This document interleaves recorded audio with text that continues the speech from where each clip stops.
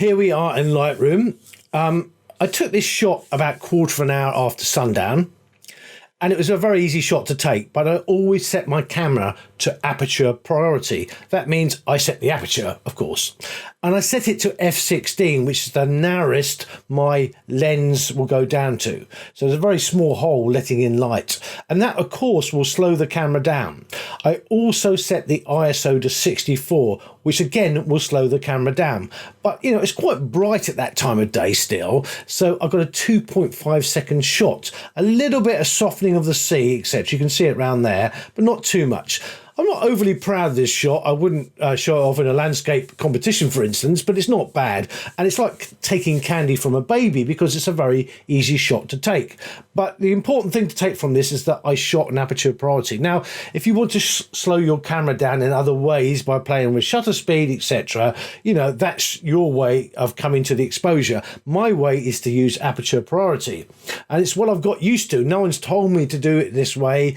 And photographers have their own way of slowing their cameras down. Now, you could have put a graduated filter in front of this and that would have slowed the camera down. You could even put a stopper filter on to slow the camera down and get a nice smooth water effect. But all I would say to you is if you're going to go down that route, you need to focus in first manually, then put your filter on, then take the shot. But I don't use filters because I find them too expensive, because I want decent filters in front of my lens. Now, I actually had a circular polarizer on, but forgot I had it on the camera. But I didn't play with it, so it could have taken some of the reflection off the sea. I don't know, because I didn't play with it much. Now, a circular polarizer is a filter over a camera. I'm going to show my camera here that has a circular ring where you can adjust the polarization. Now, it's like polarized sunglasses. They take the glare and reflection off surfaces, and you can play around. I'm sorry, I've got the cover on there, by the way. You can play around with that ring and decide how much polarization you want. Now, as I said, I didn't play around with it, but I forgot I had it on my camera. Anyway, so it could have been working really well. Now, that would bring me down one stop. So I've set the camera to aperture priority. I've got a 2.5 second shot. Now, most decent cameras will tell you on the back that you're going to get a 2.5 second shot. Now, if I went to about 10 seconds, it would have definitely smoothed a lot of the sea off, and it could have been quite a nice effect. So some people say, well, that's actually not a great shot because it's not very sharp there, but I was looking for this effect. And it works on this occasion. It's smoothed off the surf there as well. But I am going to go to settings and reset all settings and go through the process. As you can see, I've got problems with the horizon dipping to the left, etc. So my first port of call will be enable profile corrections. Then I'm going to use auto to try and get rid of any distortion on the image. Now, it's not working on this occasion. Well, I don't think it's working that well, actually. So I'm going to keep it ticked and tick remove chromatic aberration as well. So let's go to the crop tool next, pressing R on the keyboard or going to tools, crop, or coming to this icon here. Right, let's try and straighten this off. Now, once you put the cursor outside of the canvas, you have that narrow grid, which allows you to straighten it off. But I am going to crop it in because I've noticed that I want to stick to the rule of thirds, and this might prove problematic on this occasion. In fact, it is. Now, I do believe in a rule of thirds, and I'm going to lose a lot of this shot now, but I have got a very good camera, and I think the crop settings won't be that bad. Now, I'm just going to straighten it again. Now, that's looking a lot better, but it's not perfect. Now, I've lost a lot of this image, and I would say that's not a problem because I have a camera that shoots what I'll show you in a minute, what the size of this image is, even cropped. Go to Command J and put down crop dimensions there when I find it, and go back. It's still a 6,000 pixel by 4,000 pixel picture, but I think I've improved it because I think it was far too wide. Now I've brought the subject in. Now this is the advantage of having a good camera. I've got it sort of how I think it should look. Now let's go to the basic panel, and I'm going to use auto for the white balance and auto for the exposure. Now it's made it far too bright for me, but I'm going to use graduated filters to bring it down. So I'm not bothered about the brightness at this stage. I can always come back to the basic panel. But I am bothered about the presence, and I am going to turn the clarity up quite high. Now, it will bring out a lot of detail on that sea there, and a lot of it is blurred already. So I've got to be careful I'm not putting artifacts into the image. I'm going to put the vibrance up really high as well. Now, I don't want that sunset to look too chocolate box, so I'm going to leave it on its auto settings there. I could even put a bit of blue into it, and I'm not against that. I could also put a bit of green or magenta into the image, and that's not going to work either. So I'm going to double click on tint to get it back to defaults, which is -11, not 0, but -11. Now, clarity often helps to brighten up the images sometimes, and I'm actually not against that because it's put quite a lot of detail back in the sea. Now, because I've blurred it, it is slightly noisy by default. It's not because my camera's introduced noise, because, you know, the ISO was shot at 64. It's not noise, it's me deliberately blurring the sea, but that kind of makes it look noisy. But I'm not against using the clarity slider here. Now, saturation is my least favorite slider, you can see why, and I'm probably going to dial it back. I might even dial it under slightly, in fact -8, and put the vibrance up a bit to bring out those colors that are not showing. Now, there's not a lot of colors in this image, and looking at the histogram, I have got a lot of blown out highlights. Now, if my eye perceives that to be okay, there's nothing wrong with blown out highlights, but I might try and bring some of them back in by moving the highlights to the left, and I'm going to press J. Now, J on your keyboard, I'm not going to go up to the menu. J on your keyboard will show the highlights, all the shadows that are being blown out. There's no shadows being blown out because they would show up in blue. Highlights show up in red. So how do I get rid of this? But what I'm going to do is try and bring the highlights to get rid of some of it. Right down, as a matter of fact, and probably move the white slider a little bit. Now, you can see that triangle is now coloured red. That's telling me there's clipping in the red channel only. If it was a white triangle, that means there's clipping in all 3 channels, and all 3 channels are red, green and blue. But on this occasion, it's only the red that's being blown out. What I'm going to do is move the whites down a little bit more. Now, you know, I didn't see a lot of detail in that sky, and people get a bit fussed about blown out highlights, but a little bit is how it probably looked, because if I was staring into the sun there, it was very bright, there's probably hardly any detail to be had. So don't be frightened of blown out highlights or shadows, because if it works overall, the image works. Your eye is the final arbiter, not the blown out highlights or the blown out shadows, etc. Your eye will be the final arbiter. Keep the shift key pressed. Even if you don't want a straight line, keep it pressed because it stops it flying around all over the place. Now, I'm going to bring it down to about there because I want my other filter to come up and meet those stacks of rocks there. So here I am looking at the filter. What do I want to do? Do I make it more warmer, more bluer? I might go for a slight... I'll go to extremes first and see what I like. That's about right, actually. It's... you know, slightly warmer than I would normally have it, because I'm quite happy with that. Now I'm going to bring the exposure down a lot. So I've gone to -0.95. So I can go right down like that, or I can just leave it like that. Now, I can graduate the effect even more by dragging that line down. Now, if you press O on your keyboard for overlay, my overlay color is green. All right, I will go to the menu just to show it to you. Adjustment mask overlay is what they call this overlay. It's the same overlay, it's still the same 3 lines, just the adjustment mask overlay is a color showing you the effect of the filter. It's graduated, that's why they call it a graduated filter. That's why it's greener at the top and less green at the bottom. So that's the overlay, the adjustment mask overlay. The overlay is really the 3 lines. The adjustment mask overlay is showing you the effect of the overlay.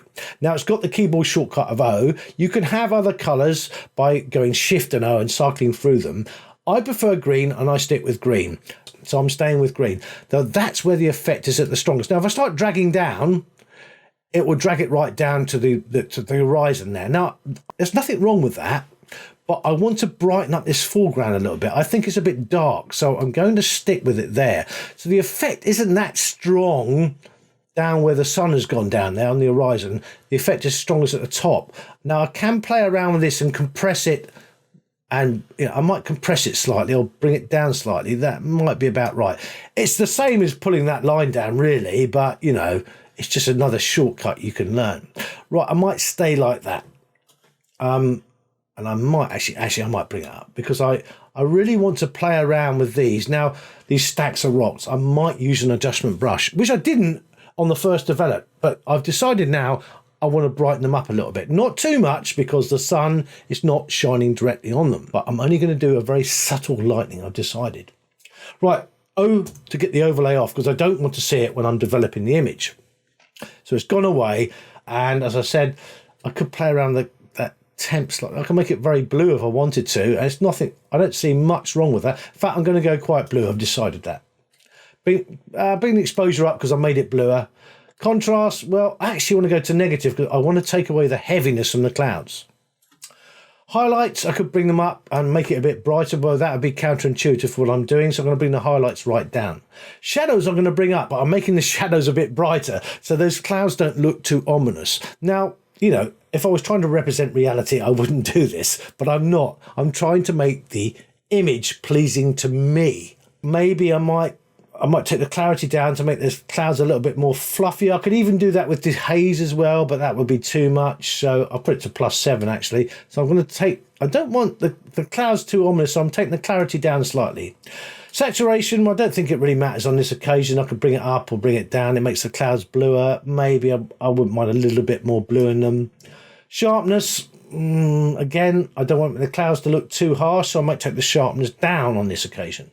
Noise is about luminance noise, and with an ISO of 64, I don't think I've got much luminance noise. As I said, I deliberately blurred the sea off by shooting with Aperture Priority, with a f16 and ISO 64, very narrow hole at my camera, and the ISO to its, the light sensitivity to its least amount of setting. In fact, I could have gone down to 50, but I've gone down to 64. That's very low, take my word for it.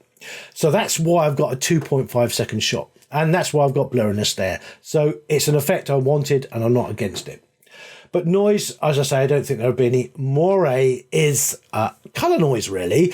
And the only way I can explain moire is, remember the early days of television? Now, if you're not young, you won't remember it. But if a presenter wore a very brightly coloured check jacket, you'll get this kind of streaking on the screen. Everything looked a bit blurry. And that's really what colour noise is. The sensor in the camera in the television studio can't cope with a patterned jacket. Now, colour noise is becoming rarer, but it still exists, but I know there's no colour noise on this image. If there's no colour noise to be got rid of, it won't make the slightest bit of difference. So if you believe there's some, you can put a little bit on. It doesn't make any difference if there is no colour noise. Defringe is about lens corrections, and we covered lens corrections earlier, and you should be getting rid of chromatic aberration. That's what the fringe is caused by, and you usually don't find it in landscapes. It's when you're doing architectural shots where you get this hard sort of purple line around stuff, and sometimes it's hard to spot as an ordinary person, but photographers have been around many years will spot chromatic aberration quite quickly.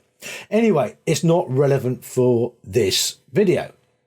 So I'm going to close that one down. I'm going to put my second graduated filter on by pressing M on the keyboard. I'm now using keyboard shortcuts. I'm going to drag from the bottom because I do want to drag from the bottom this time because I want the effect to be at the strongest at the bottom. Now, I might stop around there because, as I said, I might use an adjustment brush. I haven't totally made my mind up yet, but I do want to brighten this up, and I do want a bit of blue in it because there's a very tried and tested technique where if you go from cool colours to warm colours, it draws the eye in. It does work. So I'm going to put some blue into that sea there. Maybe a little bit of green to help along the way a bit. So not too much, just a little bit. So a little bit of green, maybe that was too much. Bring the exposure up, not too much. Bring the contrast up, maybe. I could bring the shadows up. As I said, there's a lot of noise because I deliberately added noise in, so I don't want it looking too obvious. There, yeah, that's about right. I'm going to put quite a bit of sharpness on and quite a bit of clarity and quite a bit of saturation. Now, dehaze is used for getting rid of haze. Now, I know there's no haze here, but sometimes it can help along the way, so I'm not against using it. Now, that's really making an interesting effect. It shifted the colours and made it darker. That is doing the opposite and putting highlight clipping in. So, Not really, no. I'll put a tiny bit on, probably about 15. It's not meant for this purpose, but I'm not against using it. I've explained sharpness, noise, moire, and defringe before. Now, there's one little thing I could show you. You could add in a colour. Now, if I had a colour in, that would really, like that pink there, really pinken up those grounds. But sometimes it can be useful if you're trying to get that kind of effect. You can see that sea's a lot bluer there now. You don't want to overdo it, so I might just keep that on just for the sheer hell of it. Now, I might move it up a bit to sort of negate it being too strong in the foreground here. In fact, I do find it too strong, so what I'm going to do is bring the white balance down, but I might use an adjustment brush just on these stacks of rock. I'm going to keep auto mask ticked. Now, there's two brushes, A and B. They're just two little presets. What I would say to you is don't work with flow set too high. Just quickly explained is flow is about how much you're laying down each time you click and drag. So a flow of a brush in this context is when you click and drag, that's one flow of the brush. So I can't exceed what's set in density. So let's say it's set to 70 there. I will never, no matter how many times I click and drag down with the brush, I will not exceed 70% density. So it's like a bit of stained glass window. At 100, it's very strong. You can't see through it. At 70, you can just see it through it a little bit. So that's what density really means. It's transparency. So I'm going to paint on these rocks now, and I'm going to be quite subtle. So I'm going to keep the feather quite high, well, not at 100, just like that. That's the outer ring. Feathering means softening at the edge of the brush. You can't control the amount of softening, but you control how wide the softening is. I don't want to waste too much more time because I don't want to lose you, but I can turn the overlay on. Remember O for overlay, but I'm having a hell of a trouble getting the green to show at the moment. There you are, it's shown up. This is because these files are absolutely huge, and my system, my 5K Mac, which is about 9 months old, is struggling to stay up with this file. It's using up a hell of a lot of memory, and I've got 16 gig of RAM, and it used to be fine, but now I'm really struggling. Now, to zoom in, you can press the Z key, but that zooms into a fixed amount, which if I press F7 to turn on the left-hand side panel, press Z, it's going between 1 to 1 and fit. It's fit and screen 1 to 1. Now, if you want to go from 8 to 1 and fit, there you go. Now, I'm just going to drag it up to the lighthouse there. Now, I can't see the lighthouse at the moment, so I'm going to press Z to make sure I'm in the right place. Now, I am going to press Z now, and that should bring me to roughly into the lighthouse region. Now, I'm just going to paint on that bit there. You're not seeing the green at the moment because my system is playing catch up.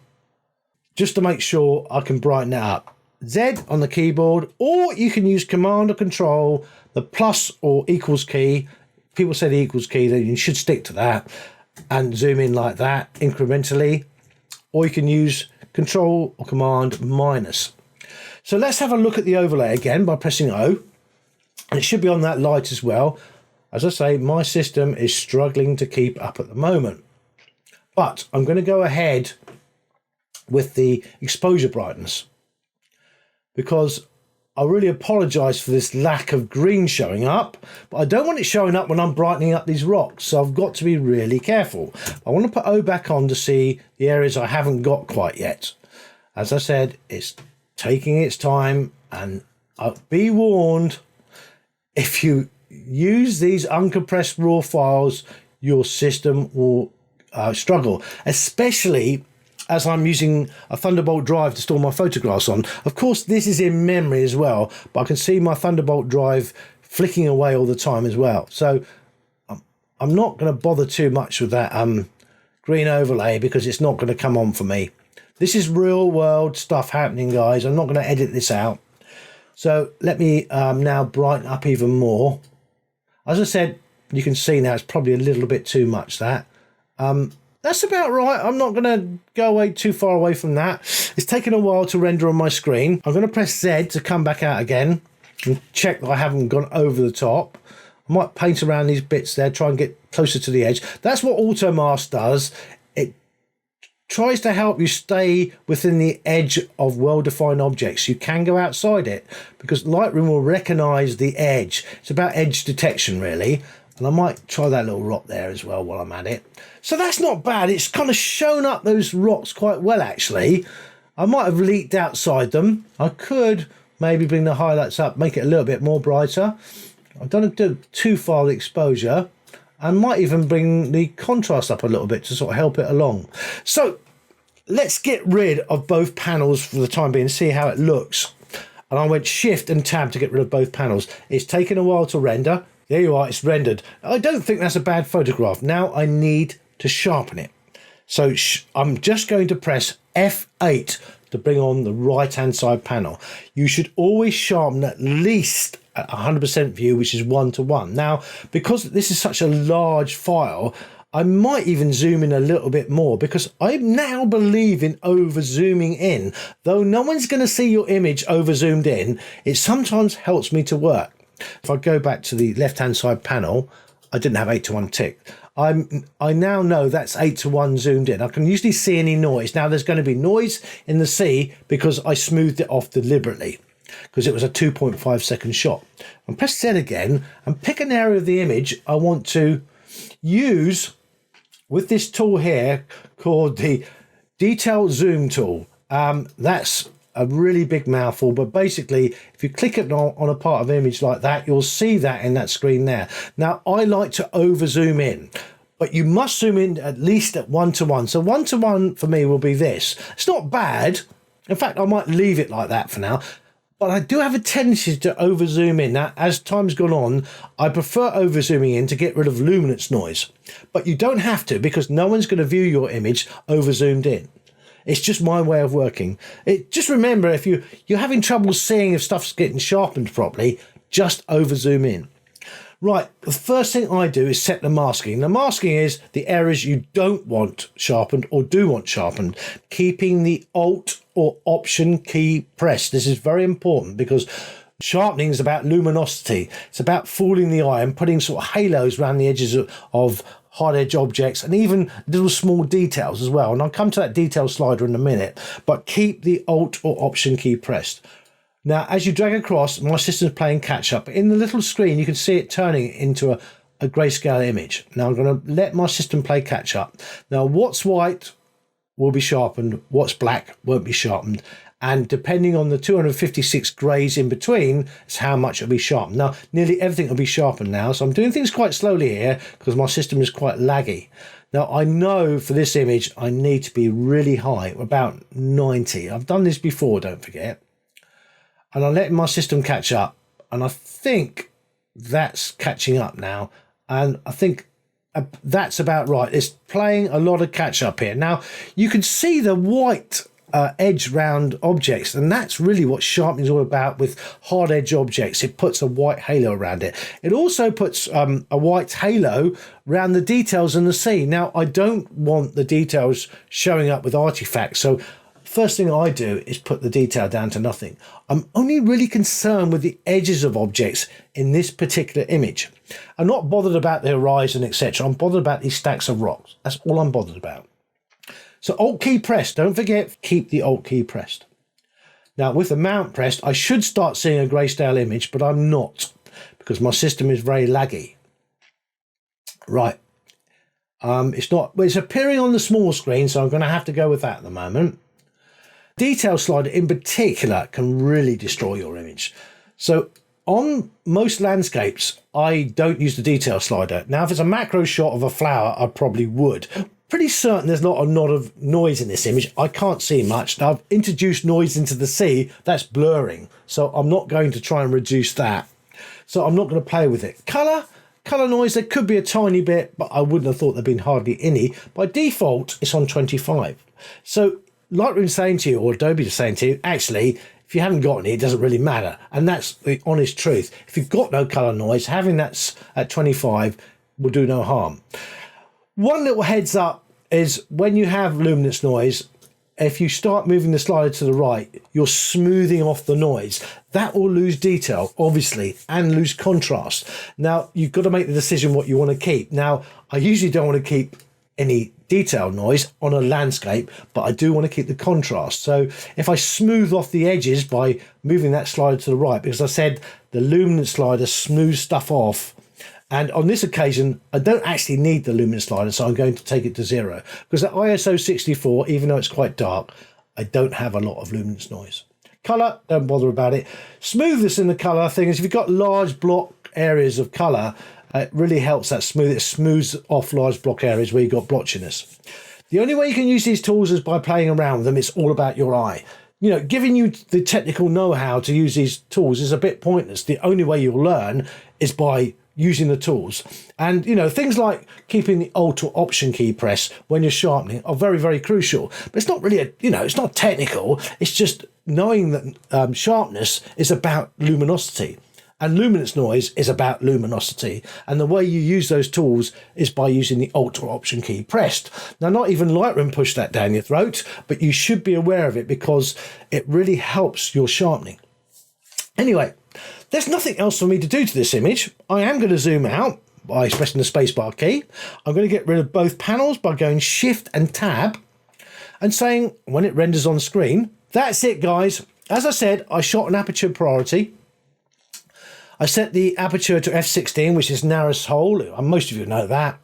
ISO to 64, that means the sensitivity to the light. It's not that sensitive to light, so it'll force the camera to 2.5 seconds, which is fine. I took some shots at 13 seconds. That's one I shot earlier. It's not rendered on the screen. Now, I didn't dislike it or like it. The trouble was I had a hell of a lot of wind up there. The wind was blowing onto my tripod. They weren't bad shots, but I wasn't going to show them to anyone. And, the ones I took just after sunset are kind of nice and subtle and work. That's it, guys. I hope you got something from this. Thanks very much.